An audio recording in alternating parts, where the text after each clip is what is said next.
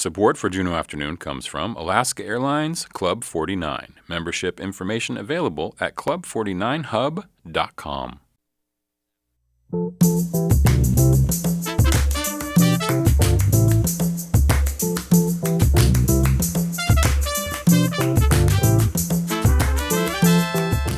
From listener-supported KTOO, welcome to Juneau Afternoon, broadcasting live from the homelands of the Aquan.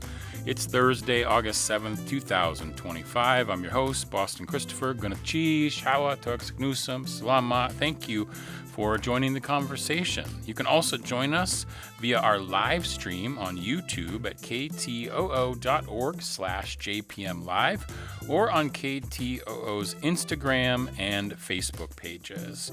Conversations coming up this hour. Opera Alaska, a captivating celebration of opera. It's a collaboration between Orpheus Project and Theater Alaska, premiering a new opera by Spencer Edgars and Elizabeth Howell. It happens this weekend, and we have a preview.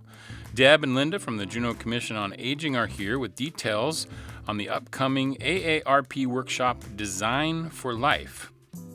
And we begin today with Bartlett Regional Hospital Rehabilitative Speech Therapy. It's almost impossible to imagine. You fall and suffer a traumatic brain injury, or you suffer a stroke, and your ability to speak or potentially to read or write speech is gone. It's called aphasia, a language disorder caused from strokes, traumatic brain injuries, and neurological diseases. There is, of course, more nuance and many layers to this challenging condition. And so today I am honored to welcome two guests to the studio. First, Kitty Eddy, who has had 2 strokes and has been going through recovery through Bartlett's rehabilitation department. Wasai'ati, Kitty, how are you today? Really good. Jagawatsi, you hat duasak.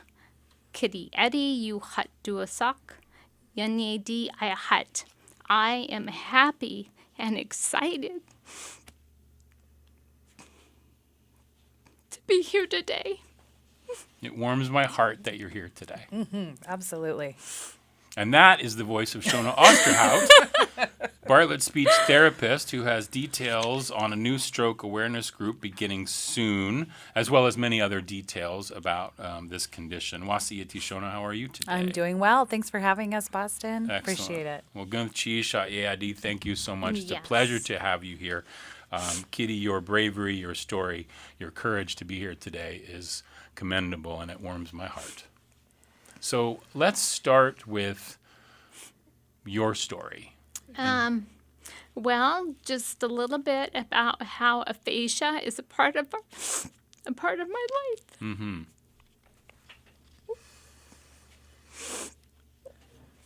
Aphasia is a language disorder acquired from a brain injury. One important note, aphasia does not affect one's intelligence. Aphasia may be a result of a stroke. No medication can help. During my stroke journey, aphasia impaired my ability to process language. The brain is complex, and aphasia can look very different to each person. Mm-hmm. So depending on the region of the brain, each of us is affected in a different way. We still have intelligence, but with a reduced capacity to communicate. Mm-hmm. My left hemisphere has been impacted. So I think that my time, energy, and work went into what has been learned from doctors, speech, OT, PT, friends, and family.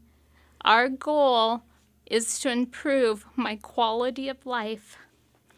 The overall plan is to become independent through consistent independent practice, having a positive attitude, and to be patient with myself. I need to be patient with myself too. Yeah. That's a lesson we could all learn I for know. sure. I know. Yeah. For sure. But the big part was the focus, and the focus was on healing. Can you take me back to 2023 when you first had your stroke? The first stroke. The first stroke? The first stroke I had was at Bartlett, and my nephew was with me all night, and then You're doing a great job. Take your time. and then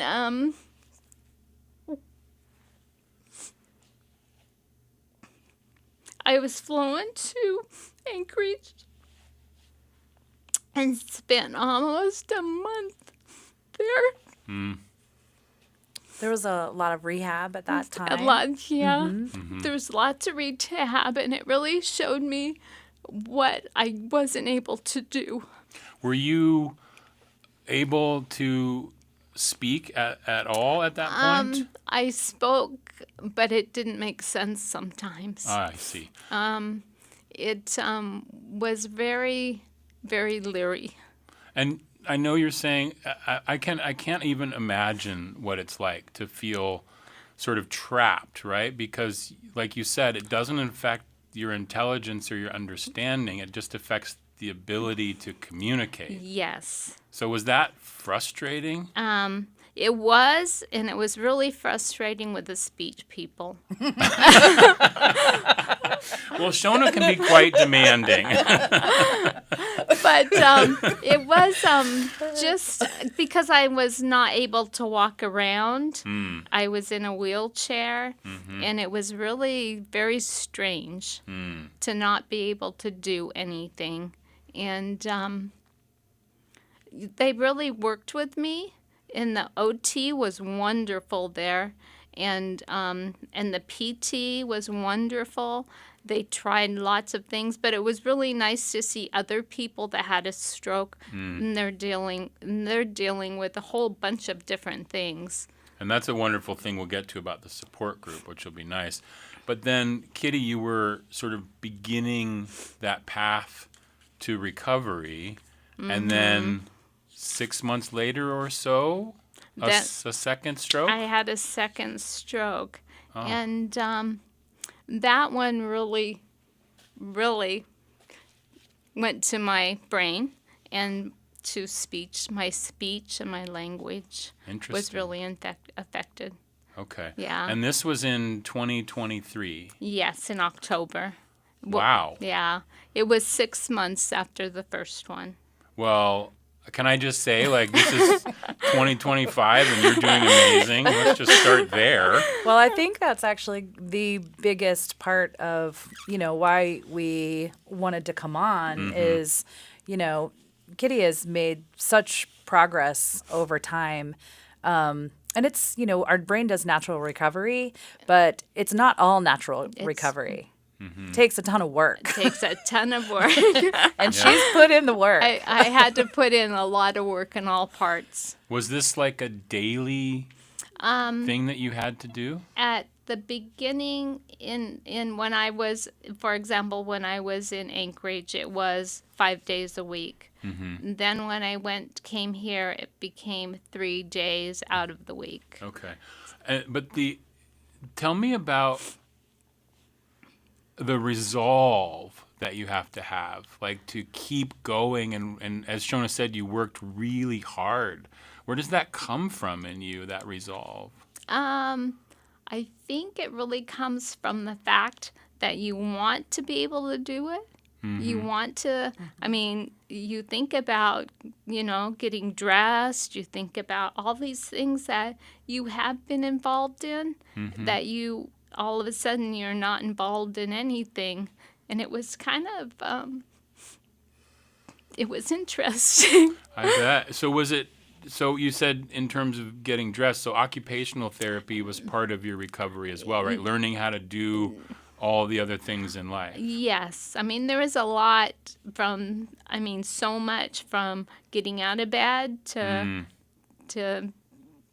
being involved. Yeah. And it took a lot of family. Now, I have a curious question for you, Shona. Is it called recovery or treatment? What's the language that we use around this condition? Well, treatment is actually kind of the days that you would actually, go to, the rehab department and get a treatment, Okay. like a session, right? Okay. And so that would be more treatment. Recovery is kind of what our brain does, a natural process of recovery over time. And then you have to supplement it, right? So that's kind of where the treatment comes in, is that we supplement the recovery process. There's all these kind of theories of neuroplasticity, and over time, our brain likes to repair. We just need to give it some extra boosts, extra pathways to get to where it wants to go, because it naturally wants to recover. And Kitty, you said you received services three days a week mostly, but the work that you did outside of You have to work at home, too, Yeah. right? Oh, Yeah. and that's kind of the great thing is like, when we, Kitty, when we ask you, oh, hey, can you try this? It's like she goes home, she does it sevenfold and comes back and then tells us how to do it better. Which is, in the best way, just always taking it to that next step, like putting recovery at the forefront. Yeah. Yeah. It's amazing. Absolutely. And Kitty, can you give us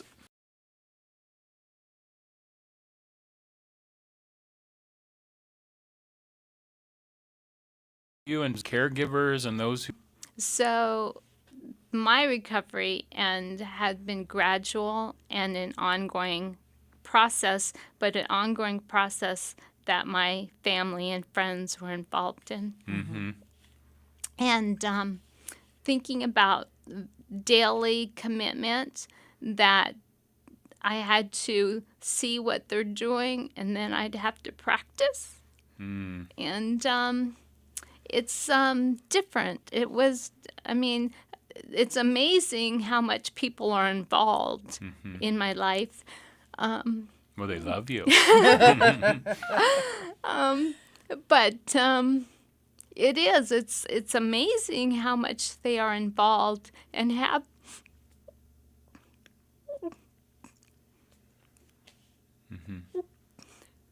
everything that I had to learn Yeah.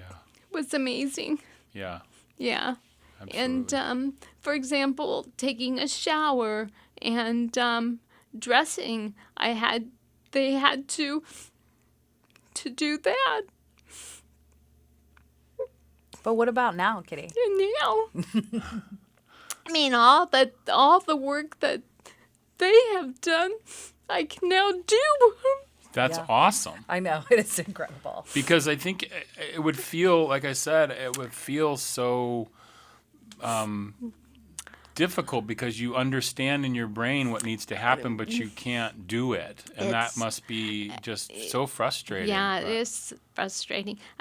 taking writing, I have always written with my right hand, but now I write with my left hand, Oh. and I can do the computer. It took us a long time to teach me how to do switch? some of those things. That's so interesting. That really took time. Wow. And reading and writing was really important to do. And starting off with kindergarten and preschool books and moving it up to a story that we use of the native people in the area, then we would talk about it. And then now, with Shona, I read a 600-page book. I was going to say, are you reading War and Peace now? You just read a novel. So that's what I was going to say is, like, what does life look like for you today, now a couple years into your recovery? It's every day is challenging, but for example, washing my clothes and drying them. I can now do it. Doing the dishes and putting them in the dishwasher, and I can do that, and I put them away. But it really made a difference when I moved to my house, because my house is now very, very different than it was. And it's just remarkable what was done. That's amazing. Yeah. Shona, what are there signs that people might notice that could, what do we know, how do we know that we might be, on the road to a stroke, as it were? Right. Well, the signs are very much kind of in the moment. There's an acronym that people use that's really important to kind of keep in the mind, and it's called FAST. Fast. Yes. And it has 3 of the most common signs. The first one is face drooping, so that would be our F. The other one is arm weakness, and the other one is speech difficulty. The face drooping and the arm weakness and the speech difficulty are, they present differently. The face drooping, the arm weakness are typically noted unilaterally, so one-sided. Right? Okay. And the speech difficulty, you might notice slurring of words, so words coming together, your tongue feeling a little heavy in your mouth. Okay. And then, so that's face drooping, arm weakness, speech difficulty. And then the T stands for time to call 911. Because FAST, the most important thing that we can do if we think we're having a stroke is get to the ER right away. Okay. There's no time to waste. If you notice these symptoms, there's no reason not to go in. Call right away, because they can get medications that can reduce, the symptoms. The blood vessels, Exactly. all that stuff that's Exactly. going on, which is what causes the strokes in the first place. So before we run out of time, Shona, I want you to talk about this stroke awareness group. How do we get involved? Where can we find out more information? Yeah, Kitty and I are going to lead a stroke awareness and stroke support group that is going to be Tuesday, August 26th from 6 to 8 p.m. And, and I think something that Kitty mentioned that's really important is that, our family and we would call them our care team, care providers, but they're our care team, and it's family, mostly family and friends. Those folks are so important. So if they want to come to the stroke support group too, one person will, have the stroke, but so many people are impacted, right? Yeah. And I think that's really important. Kitty's has an amazing support group in her family. It's just been really incredible to see their support in her recovery process, right? And just knowing you for the brief time that I've known you, Kitty, of course you're leading an aphasia support group. That is the truth. I can see that in your strength, right? In your strength that you have. Yeah. Yeah. Is there anything else that you wanted to mention today before we go? I think that something to think about as from the community aspect is really to share with people and support people that have aphasia and encourage them to participate in activities and give them calls and texts to acknowledge and value them. Yeah, community support is key.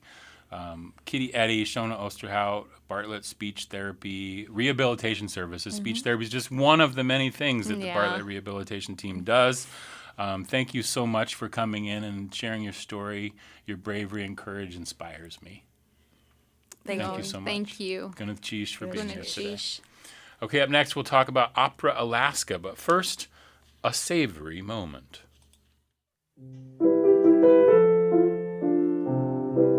Step in to the savory moment. If you've ever worked in a restaurant kitchen, you know professional chefs can be intense. While it's not always yes chef, like on Hulu's The Bear, there is something to the stereotype. In establishments where the food must be delivered hot, on time, tasting delicious and looking magnificent, laid-back characters are rare. In lesser kitchens, such characters are still rare. What keeps the house of cards that is a restaurant kitchen from crashing down or spontaneously bursting into flame? A set of rules called the Kitchen Code. Something like the 7 habits of highly effective people, only these habits are useful where profuse sweating, first or second degree burns, knife wounds, and the recurring desire to weep just come with the territory. The culinary website Chef's Resources offers its own version of the Kitchen Code, 74 rules for being a stand-up member of the back-of-house team. Besides arriving to work on time and being well-groomed, pledge to do the following. Have a sense of urgency. Some things really do need to get done in a timely manner. Be respectful of your teammates. If a fellow worker is buried, help them out. Be fast but not sloppy, even in the middle of a push. Plan ahead, label and date everything, taste and make necessary adjustments. Finally, stay until all the work is done. If some of these habits sound like they might reduce stress and enhance productivity outside the restaurant kitchen, give them a try.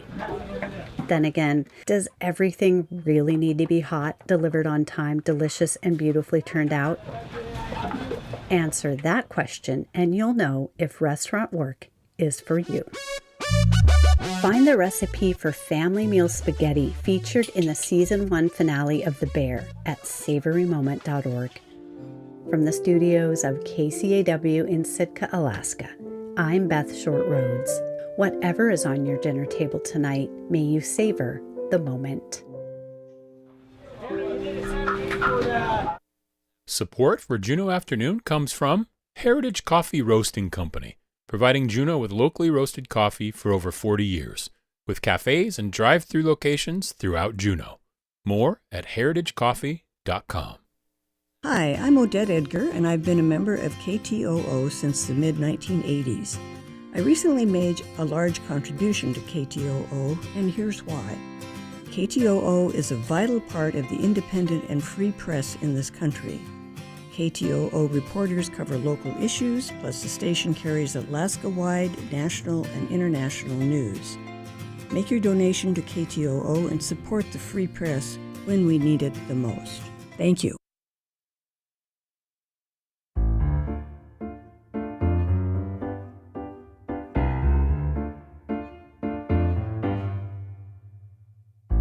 You're listening to Community Supported Juneau Afternoon on KTOO at 104.3 Juneau, 91.7 Juneau Auk Bay, and online at ktoo.org. I'm your host, Boston Christopher. You can also join us on our live stream on KTOO's YouTube, Facebook, and Instagram pages.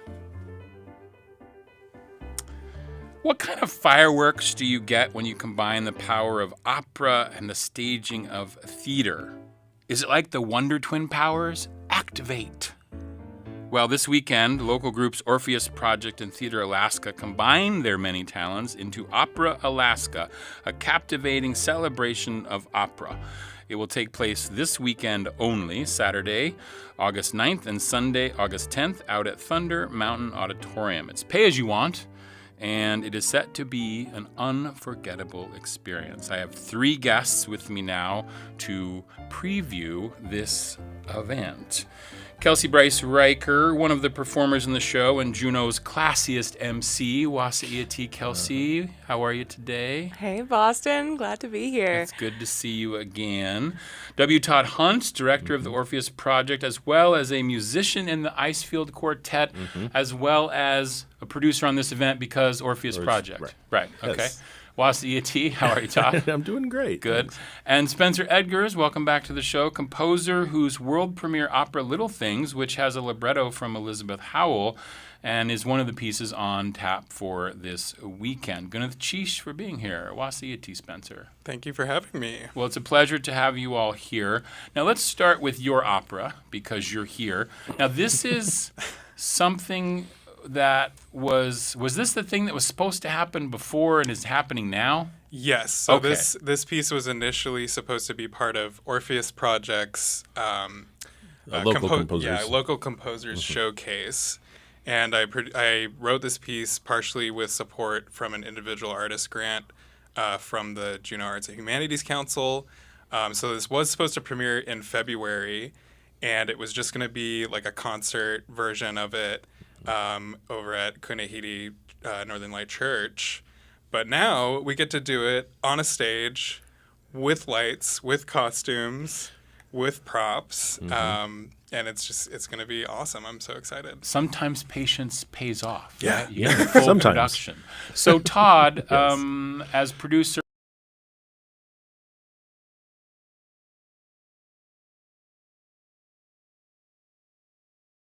about this Opera Alaska, a creation of opera.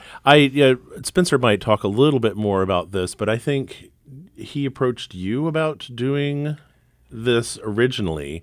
Yes. Yeah. And then, of course, well, since we were originally supposed to do it, it was sort of a natural jump for us to jump into it. So To say, hey, let's collaborate. yeah, Okay. yeah, and just share some of the expenses and the work and the marketing and that kind of thing. So I it's see, a nice, okay. and we like working with other groups, and we've not worked directly organization to organization with Theater Alaska yet. So this Nice. is great. Collaboration is the key. We'll get back to your opera in just a second, Spencer, and we'll talk to Kelsey, of course.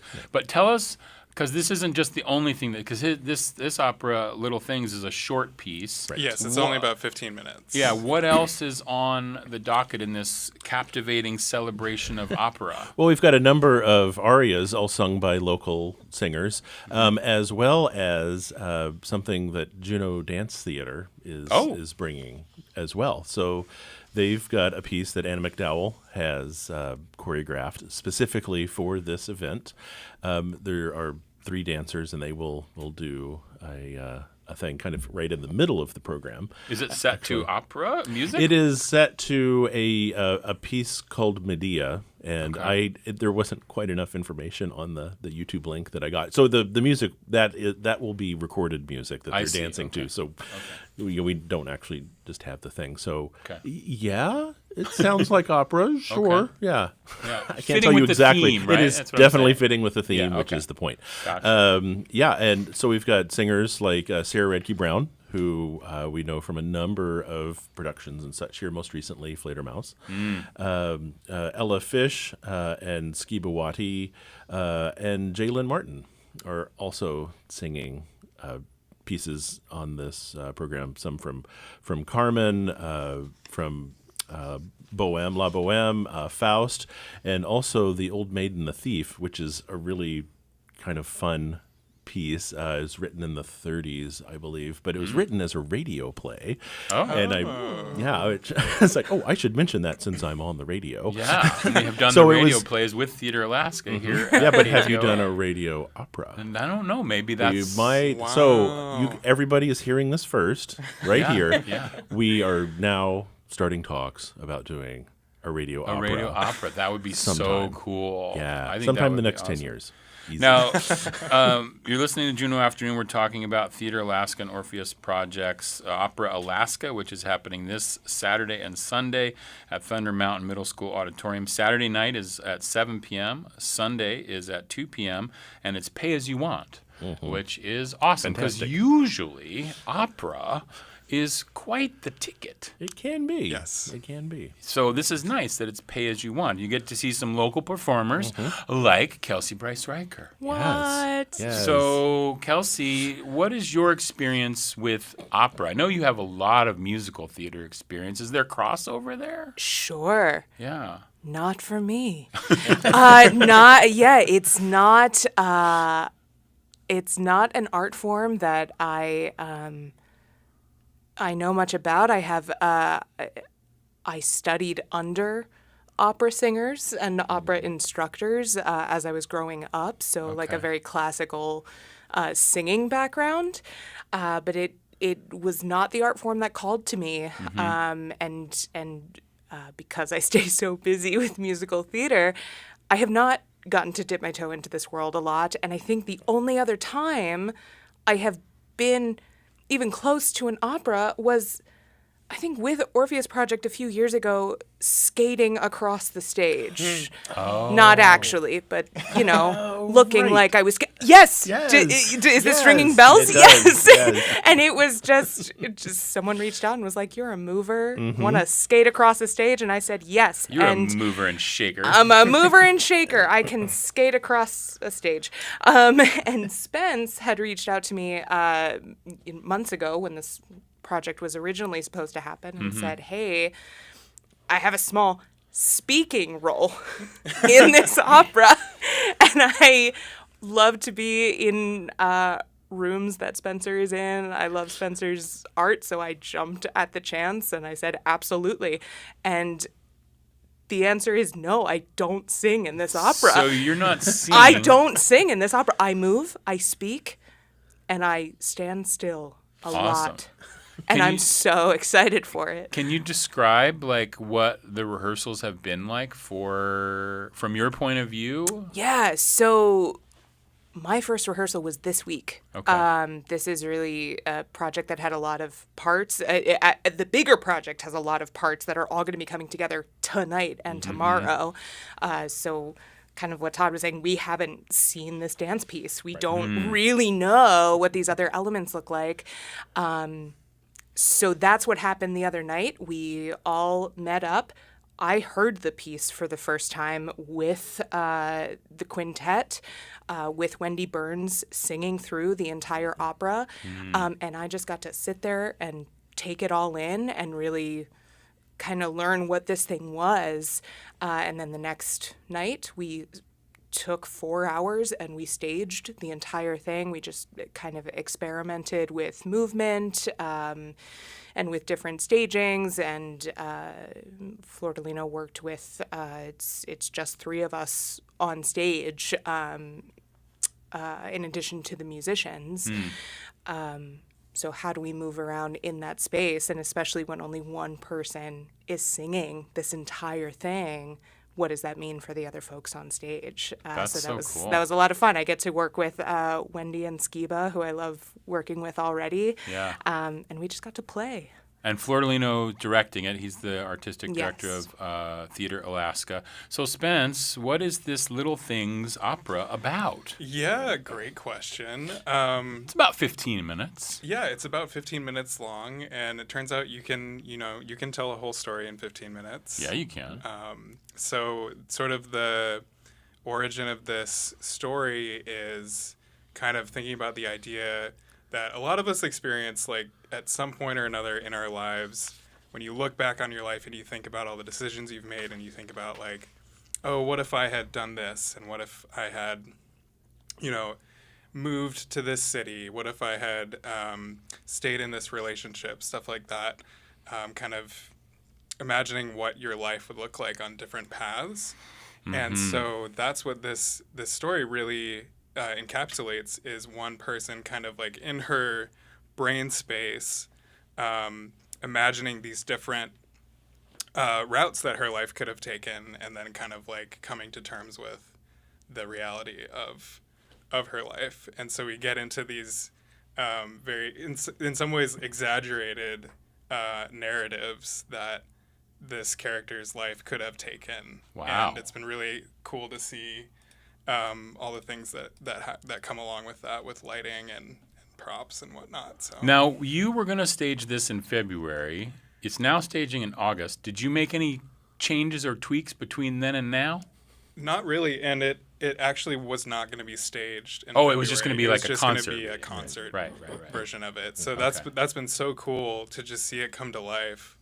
And this is, I also have to say, this is the very first time that I've had a piece actually be staged. Oh! And so that's huge, and I'm just so over the moon about it, and That is yeah. so awesome. It's so cool. Congratulations. Thank you. Yeah. Yeah, that's really cool. Yeah. And I love the story. That is, I think we all do that. We're like, what if I had done that thing? Or I've imagined that too. There's a book called Replay that I read years ago, which is the same idea, like this guy's life starts over from a certain point, and he gets to make a different decision, and then it shows what happens, and it's like the butterfly effect. Yeah, in essence, yeah. And it's so what an interesting, like, I'd be a lawyer in another probably, kind of life, I think, because I was a high school debater, and I thought that would be a track, but I didn't do that, thank God.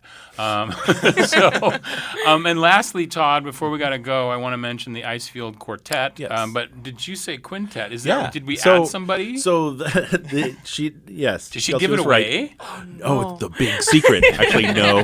So the Icefield Quartet, that's me and Sally Schlichting, Alina Levi, and Ben Holtz on clarinet, flute, violin, and cello. But we are joined by Kyle Farley Robinson on piano. Oh, Yeah. okay. So you're adding that in, and that's part of this cool thing that's happening.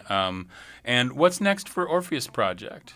So after next this? for Orpheus Project actually is a recital that I'm giving. We're doing that August 24th at Kunakidi Northern Light United Church at 2 o'clock. I'm playing clarinet with Doug Smith on piano and Annika Krefchek on cello, who's from Sitka. Oh, and we're going to okay. do an all Brahms program. Well, please come back and we'll talk about that more. I think I'm on your list, actually. Okay, great. Well, what we need to do is make sure that people get out this weekend to Opera Alaska, a Yes. captivating celebration of opera. It's this Saturday, August 9th at 7 p.m. and Sunday, August 10th at 2 p.m. at Thunder Mountain Middle School Auditorium. It's pay as you want. Yep. You get to hear Spencer's new opera, Little Things. You get to hear some of the best singers in town, minus Kelsey Bryce Riker, who isn't singing this time. Right. But you'll hear me speak. But you'll have her awesome acting Melodious. talents on the stage and movement, right? Moving and shaking. And what a fantastic collaboration between Theater Alaska and Orpheus Project. I hope it's not the last one. No, I hope not either. Awesome. Well, Gunnar Cheese for being here. Did I miss any of the details or anything? Did we I get don't think so. everything in People there? could go to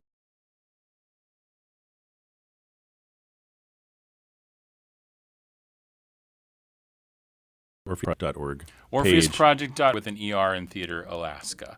Okay, Gunnar Cheese for being here today. Kelsey, Spencer, and Todd. I really appreciate you all being here. Thanks, Boston. Thanks, Boston. Up next, we'll talk to the Juneau Commission on Aging. But first, let's have an On the Day segment and a little Tlingit word of the week. From the KTOO Newsroom, I'm Mike Lane. Today is Thursday, August 7th, and on this day back in 1938, an amphibian aircraft known as a Baby Clipper landed on the Juneau Mendenhall Flats airfield in a trial flight from Seattle to Ketchikan and Juneau. The flight lasted 8 hours and 20 minutes. That's a look back at this day in 1938.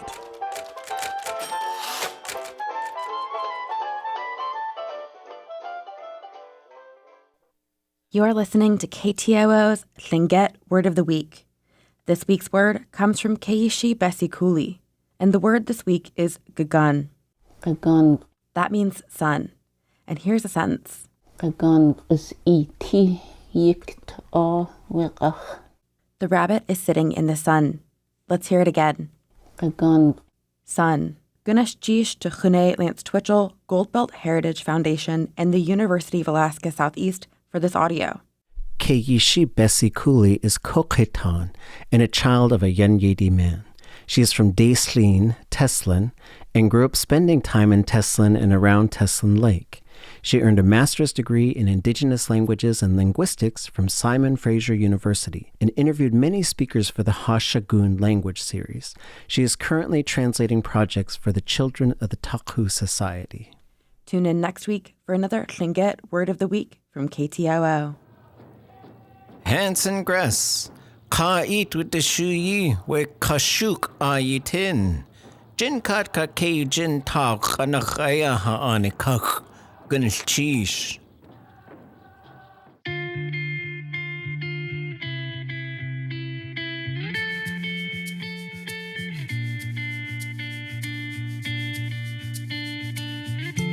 You're listening to Juneau Afternoon from Studio 2K at KTOO, dedicated to Carolyn Hobbs Peterson. I'm your host, Boston Christopher. You can also join us on our live stream on KTOO's YouTube, Facebook, and Instagram pages.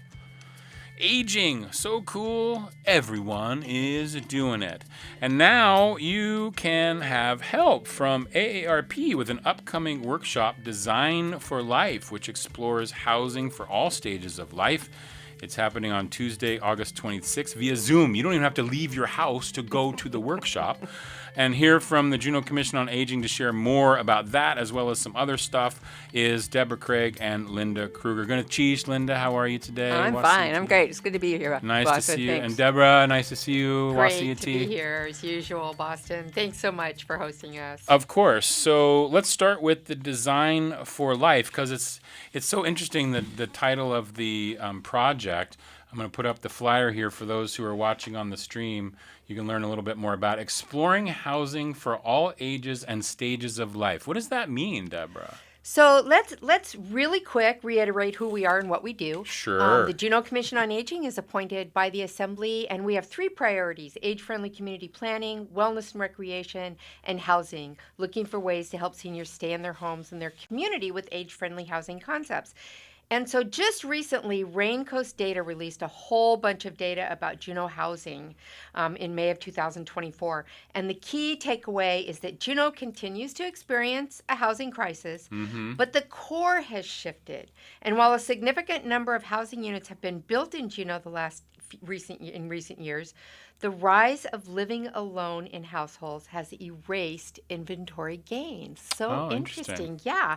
And guess who's living alone? Seniors, exactly. And so we have been partnering for a long time. Linda is not only on the Juneau Commission on Aging, but she's also the Juneau Community Action Team AARP lead, and she has been working with them in terms of a Design for Life, a forum on universal design. Linda, I'll let you take it away. Okay, all right. So we got funding from AARP. From AARP, the national AARP, and the state of Alaska said, hey, what would you like? And we said, hey, we need to learn about housing. And so at this Zoom, and the contractor that we're working with is in North Carolina, so that's why the Zoom, it's easier to work with them via Zoom. And so we'll hear from, at the workshop on Tuesday, the 26th, we'll hear from Teresa Holt, who's the AARP state director, and then we'll hear from local people, hear from our planning department about local demand, new housing, updates, what they're doing, what they're expecting, what they see the need to be. And then we'll turn it over to Richard Duncan, who's with the Universal Design Institute. And he'll talk to us about what universal design is, what strategies there are for implementing for housing that works for everyone. And so this could be for a new build. We've invited a lot of contractors in town and people who will be building new homes and apartments and condos and whatever kinds of things they're going to be building, what kinds of things they could consider to make them more appropriate for all ages and all people. And then also to retrofit a home. You're in your home, it works fine for you, but maybe you just need to update a little bit with, whether it's grab bars or your entrance, you've got a lot of stairs to get up or whatever it might be, but you can adapt your home. And so what kinds of things do you think about to adapt your home? And so we'll be covering that kind of thing too. I'm curious because, that's in this town especially, like there's so many homes that you see, like, they're jimmied, built into the side of a hill or something, and know there's a lot of steps, or those folks who live up on whatever it is, First Street, those where they have 80 stairs. That when I first moved here, I house at a place up there, had to go up like 140 stairs, and I was like, wow, this is complicated. Keeps you in shape, right? It does, for sure. But so this workshop's going to cover, like, I love the idea of retrofitting, but also just how the space could be laid out in your house. Like, not just the stuff you need, like the bars in your bathtub and things like that, but then how to navigate your home, yeah? Exactly. Absolutely. Okay. And in fact, there's one part of the presentation that's all about, it's all about the width of your doorways. For example, if you think of somebody with a wheelchair, it's real important to have it wide enough so the wheelchair fits through it, and then navigating through the rooms and doorways and things, so it'll cover all of that. Yeah. I see. Okay. Yeah, and there's some really simple things like low or no threshold, so there are no steps getting into your home, Uh-huh. widening the doorway so walkers or wheelchairs can get through. Building bathrooms just a tiny bit bigger so that if you were in a walker or a wheelchair, you'd be able to navigate that space more easily. Right. Building under counters. There's some really simple All things kinds that of- aren't super expensive that can be done to make houses more livable, not just for seniors, but for people who experience disabilities or younger people with just limited mobility. So even though this workshop is put on by the AARP that you're working with, anybody can attend. Yes, It's absolutely. free to attend. Absolutely. And where do Yep. we get the info Yep. for the link and stuff? You Google the Juneau Commission on Aging. You go straight to their website. If you just put into your Google. Move your microphone down just a little bit there. Excuse There me. you go. Okay, Perfect. yeah. So Google Juneau Commission on Aging. That will take you to our website. And as soon as it opens up, at the top of the screen, there is a link for you to sign up for this Zoom workshop. Excellent. I know Yep. that Zoom link is on here on this flyer, but you really want to go register for it. That's not the Zoom link. That's the registration link. Registration link. It's Okay, the great. registration link. So don't wait until the last minute. Yeah. Okay. You need to register. It says zoom.us, but that's the registration. That's so the you, registration. You register there. That's Okay, right. Great. And I'll put that link on the web post for this page, as well as a link to the Juneau Commission on Aging page, which has everything we're talking about today linked there. it Because does. part of what you do, we talked about this last time, Deborah, but part of what the Juneau Commission on Aging does is partner with a lot of organizations like AARP in terms of the priorities that you've listed, and you find things around those that are happening and you partner with those folks. So what else do we have? Did we cover the AARP? Are we good there? We did cover Okay. that, and that's, of course, housing is one of our big priorities. One of our other priorities is wellness and recreation. We embrace the goal of aging in as healthy and happy a way as possible. And so we have been working with CBJ Parks and Rec to enable use of public spaces like Marie Drake for seniors for indoor activities like pickleball, indoor walking, senior-specific courses. And the CBJ plans to open the Floyd Dryden Gym soon, followed by the Marie Drake Gym this fall. And they're recruiting right now for recreational workers to monitor during the open hours for those gyms. So if you're interested in a job with the CBJ that would help out in this kind of venue, it's certainly a fun type of job. You know, you're going to be interacting with people who are going to be doing fun activities. So take a look on the CBJ website. Just go to their recruitment page, and you'll see those recreational positions.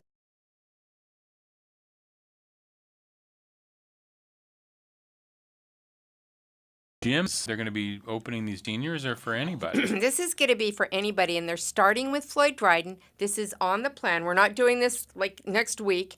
This is the Floyd Dryden and Marie Drake were the two schools that were left once they did some Combined, coordination and Yeah. combination with the different schools. And so both of those facilities have really nice ADA compliant gyms and classroom spaces, et cetera. And so they are acknowledging that by trying to set up with Parks and Rec usage of those spaces.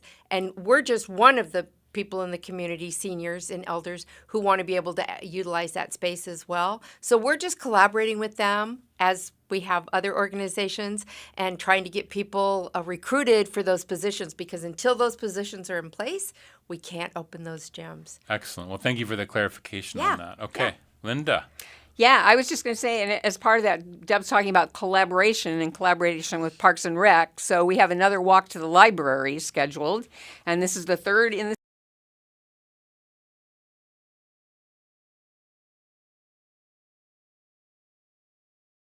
Whale, so downtown Whale to the downtown library. It's a ship-free morning, so we should have the sidewalks and the streets way to get there to ourselves, pretty much. It's about 3 miles round trip. And so we'll meet at Overstreet Park at 9 and walk together as a group, walk down to the library, and then we'll have snacks. And the library's been amazing about putting out books and audiovisual kinds of DVDs and that kind of thing that have to do with walking and being outdoors and spending time with people out in nature and being active. And so we'll start out at the Whale at 9 o'clock and then walk down to the library for refreshments, look at books, enjoy people's company, and and appreciate the library and Parks and Rec for helping organize that. And then are you gonna walk back to the And whale? then we'll go back. Yeah, people will either have parked their cars. If you left your car at the whale park, you can walk back. If not, you can just walk back to your home. Several people, we had the last one was in Douglas, and several people walked from their homes in Right. Douglas and didn't drive there. So it just depends on how you got to the Well, you got to event. walk off the snacks that you have. Exactly. That would be nice Like, to that's walk what you gotta back. And do. that's part of it, just being part of the group and walking back. And exactly. And walking is,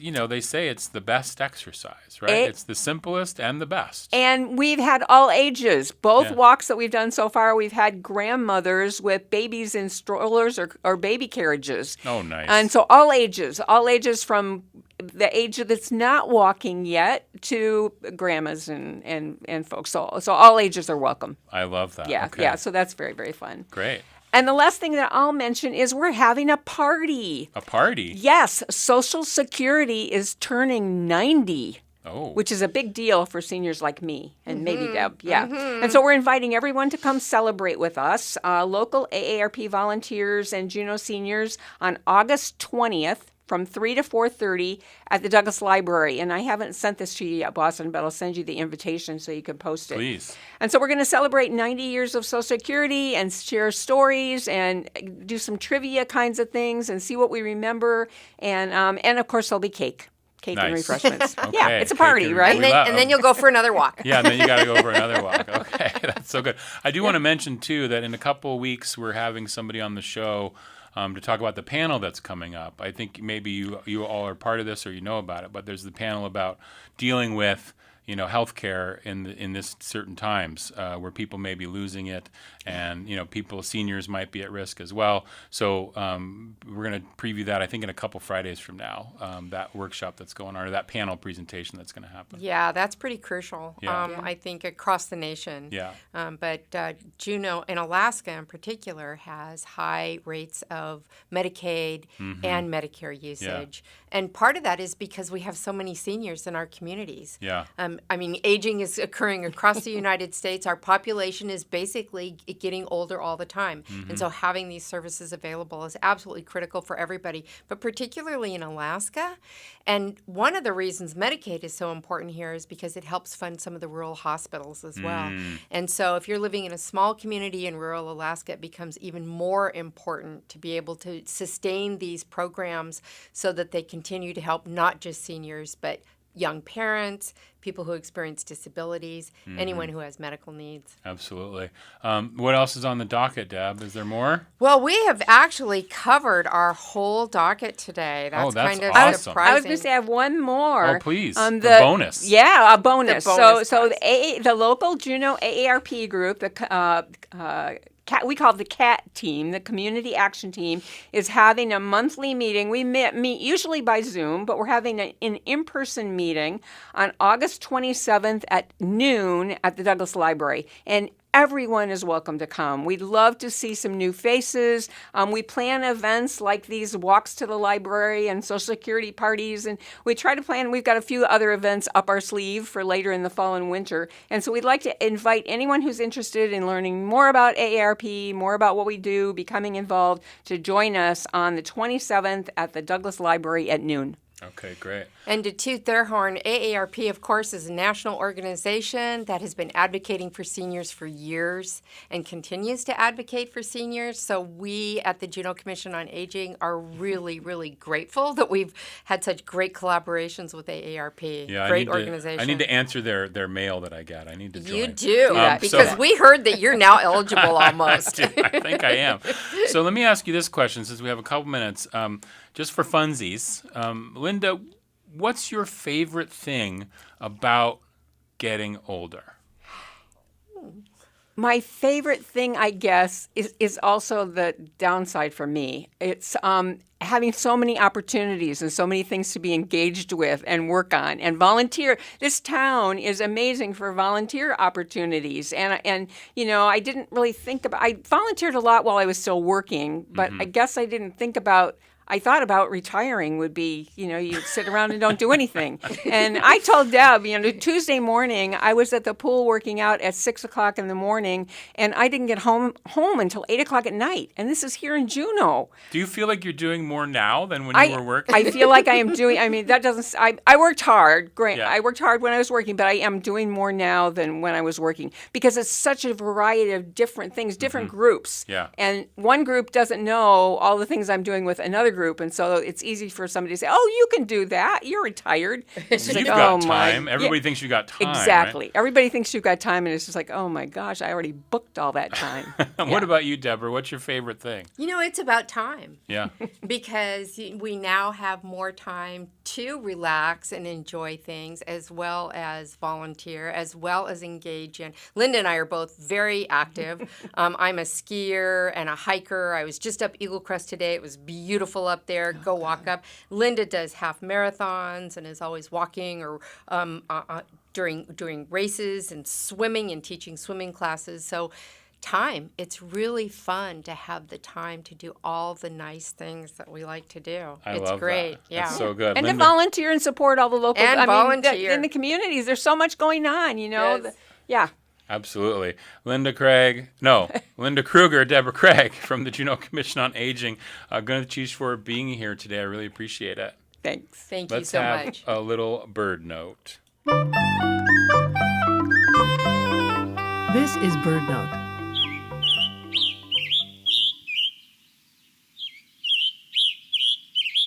A day of watching birds is nearly always a day of surprises, and an August day brings surprises unique to the season.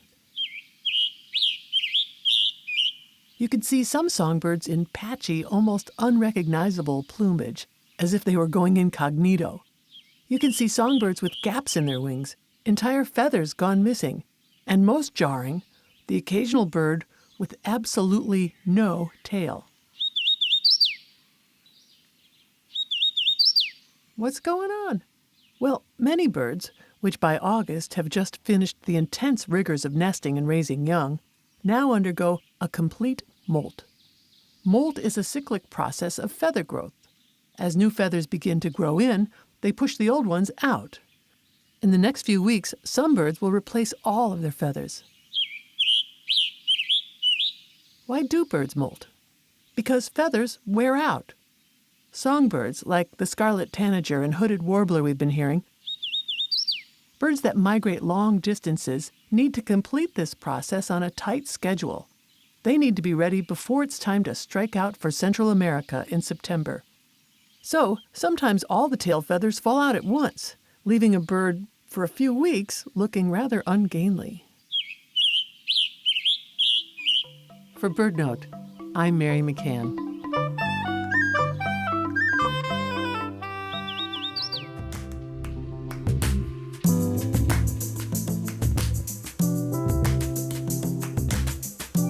That's going to do it for today's Juneau Afternoon. Juneau Afternoon airs Wednesday through Friday at 3 p.m. right here on KTOO Juneau 104.3 and KAUK Juneau Akbe 91.7. Hello out the road.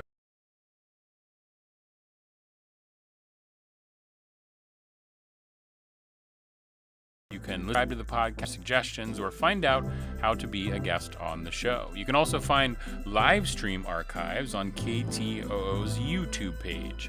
Our theme music is by Indian Agent. Programming support for Juneau Afternoon comes from listeners and viewers like you, especially important now. And Alaska Airlines Club 49, Hanson Grass, and Heritage Coffee Roasting Company. Juneau Afternoon is a project of the KTOO Arts and Culture team. I'm Boston Christopher, producer and host of the program, with help today from Aaron Tripp. Gwyneth Cheese to all my guests today, and Gwyneth Cheese to you for listening. Have a wonderful Juneau evening.